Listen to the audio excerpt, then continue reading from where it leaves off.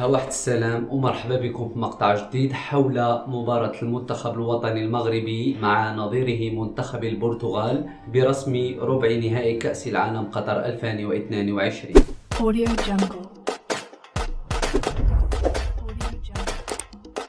كما شفنا على أن تكتيك وليد الركراكي مع المنتخب الوطني المغربي استطاع من خلاله أنه يتفوق على التيكي تاكا ديال المنتخب الإسباني، لكن مع المنتخب ديال البرتغال الأمر كيختلف تماما، بحكم أن المنتخب ديال البرتغال ما كيلعبش على الاستحواذ ديال الكرة بشكل مطلق كما كان الأمر مع المنتخب الإسباني، وبالتالي فإن المنتخب البرتغالي كيعتمد بنسبة 90% على رباعي الهجوم اللي كيضم كل من جواو فيليكس، برناردو وبرونو، بالإضافة إلى قلب الهجوم اللي يعوض كريستيانو رونالدو راموش واللي سجل هاتريك في مباراة سويسرا. هاد أربعة ديال اللاعبين اللي غالبا كيعتمد عليهم المنتخب البرتغالي في الخطة ديالو اللي كيلعب بها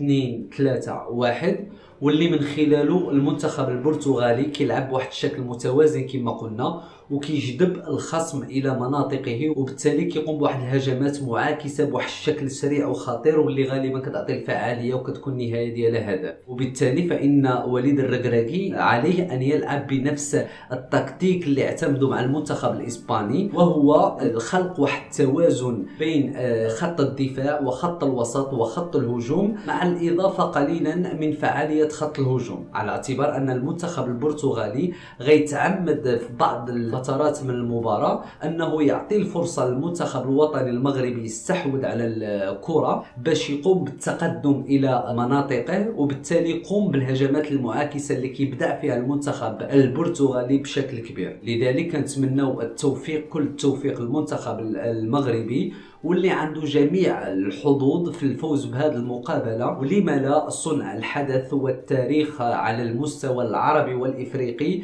ويوصل إلى نصف نهائي كأس العالم، ولما لا نأخذ كأس العالم، بحكم أن عندنا واحد اللاعبين كيمارسوا في البطولات الأوروبية على المستوى العالمي، حكيم زياش، مزراوي، أشرف حكيمي، العملاق ياسين بونو، وكل اللاعبين صراحة في المنتخب الوطني المغربي كيقدموا واحد القتالية، واحد الروح وطنية كبيرة من أجل تحقيق إنجاز تاريخي للمنتخب الوطني المغربي في المشاركة ديالو في كأس العالم المقامة حاليا بقطر. مشاهدينا الكرام، سلام. Audio Jungle.